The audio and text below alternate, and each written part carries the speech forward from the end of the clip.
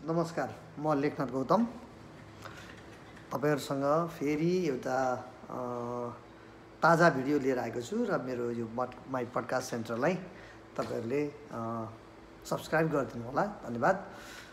आजको बसाइमा मैले तीनवटा टपिक, एउटा एनआरएन, एउटा युक्रेन युद्ध र एउटा प्रकाश सपुतको गीत सम्बन्धी एउटा काण्ड जुन एउटा अहिले भाइरल भएको छ। यी तीनवटा विषयमा मेरो आज छोटकरीमा मैले केही चर्चा परिचर्चा गर्नेछु र मेरो धारणा एनालाइसिस म तपाईहरुसँग प्रस्तुत गर्नेछु। अन्तिमसम्म सुनेर साथ दिनु होला। सबभन्दा पहिला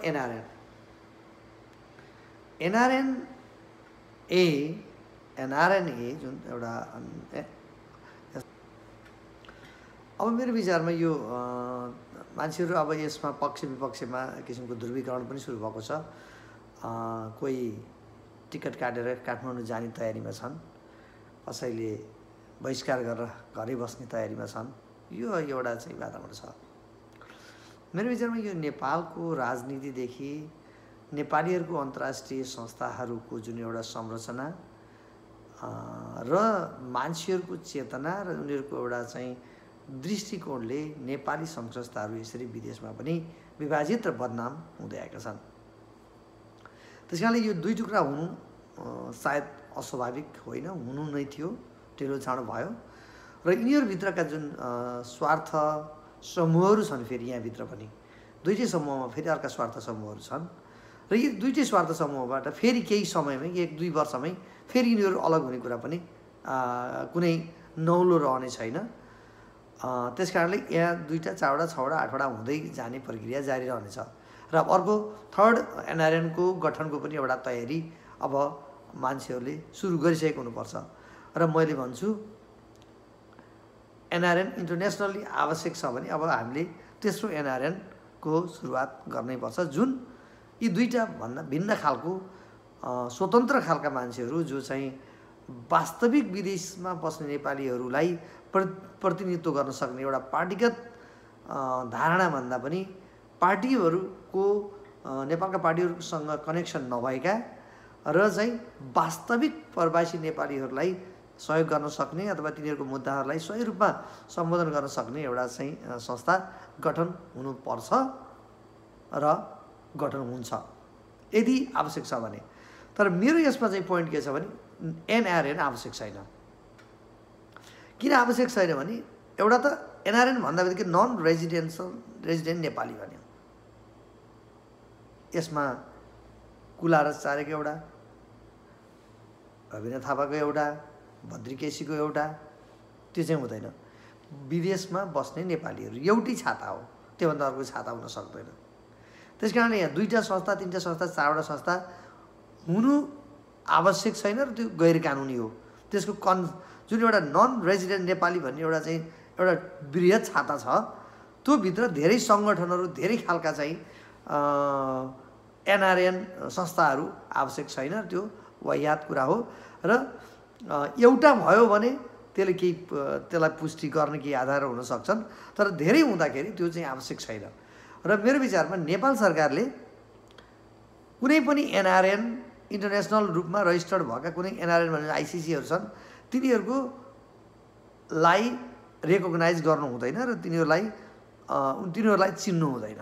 सबभन्दा ठुलो कुरो नेपाल सरकारले अहिले पनि क्लियर गर्नुपर्छ कि नेपालले नन रेजिडेन्ट नेपालीलाई चाहिँ चिन्छ, तर त्यसको नाममा गरिने राजनीति र त्यो सङ्गठनलाई चिन्दैन। नन रेजिडेन्ट नेपाली भनेपछि रिगार्डलेस त्यो संस्थामा अर्को संस्थामा बसेको छ कि छैन, त्यो संस्था खोलेको छैन, कुनको मेम्बर हो भनेर चाहिँ अब जाँच्न पर्ने अवस्था आयो भने नेपाल सरकारले मेरो विचारमा क्लियर कट रूपमा के भनिदिनुपर्छ भने नेपाल सरकारले कुनै पनि संस्था चिन्दैन। नन रेजिडेन्ट भनेको विदेशमा बसेको नेपालीहरूको जुन एउटा क्राइटेरिया छ, एनआरएन हुनको लागि आवश्यक पर्ने क्राइटेरिया पुगेको मान्छे, डकुमेन्ट पुगेको मान्छेलाई एउटा नन रेजिडेन्ट आइडी भनेर नेपाल सरकारले अब तत्काल व्यवस्था गर्नुपर्छ र चाहिँ हेल्प डेस्क अथवा एउटा चाहिँ एउटा कोअर्डिनेसन डेस्क त्रिभुवन अन्तर्राष्ट्रिय विमानस्थलमा स्थापना गरेर विदेशमा बस्ने नेपालीहरूलाई एउटा चाहिँ कसरी वर्गीकृत गर्ने, कसलाई चाहिँ एनआरएन भन्ने र कसलाई नभन्ने भन्ने कुराको एउटा चाहिँ एउटा सङ्गठन, एउटा चाहिँ समिति जस्तो बनाएर एउटा चाहिँ स्ट्रक्चर बनाएर त्यसले विदेशबाट फर्किने नेपालीहरूलाई चाहिँ वर्गीकरण गरेर यो नन रेजिडेन्ट नेपाली हो भन्ने चाहिँ पहिचान गरी तिनीहरूलाई त्यो आइडी दिने गर्नुपर्छ। त्यस कारणले यहाँ शेष घलेको एनआरएन, जीवा लामिछानेको एनआरएन भनेर अब टुक्रा भएर गएको एनआरएनलाई रिकग्निसन नेपाल सरकारले दिनु हुँदैन र चाहिँ हामी पनि एनआरएन भनेर यहाँको कुनै पनि सङ्घ सङ्गठनमा एनआरएनको नाममा आउने कुनै पनि समूहमा आबद्ध हुनु आवश्यक छैन र आबद्ध हुनु हुँदैन।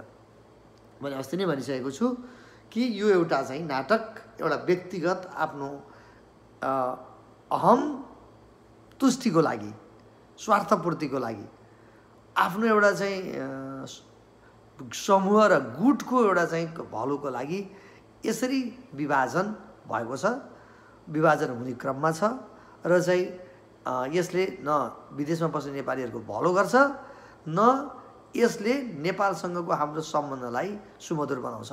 त्यस कारणले अब एनआरएन केही समयसम्म हामी छलफल पनि गऱ्यौँ, एनआरएन आवश्यक छ, एउटा एनआरएन दरिलो बलियो एउटा सङ्गठन आवश्यक छ भन्ने किसिमको कता कता हामीलाई त्यो लागेको पनि थियो। तर अहिले आएर चाहिँ अब यो देख्दै गर्दाखेरि के भयो भने यो आवश्यक छैन र विदेशमा रहेका अरू सङ्घ संस्थाहरूले यहाँ बसेका नेपालीहरूको प्रतिनिधित्व गर्छन्, यहाँका बसेका नेपालीहरूलाई चाहिँ एकत्रित गर्ने, उनीहरूलाई चाहिँ सहयोग गर्ने खालको गर्नको लागि हरेक देशमा भएका स्थानीय सङ्घ सङ्गठनहरूले काम गर्नुपर्छ र जुन एनआरएन भनेर एउटा चाहिँ ग्लोबल एउटा अर्गनाइजेसन गरिएको थियो, बनाएको थियो, त्यो महँगो अनावश्यक रहेको चाहिँ पनि म जानकारी गराउन चाहन्छु।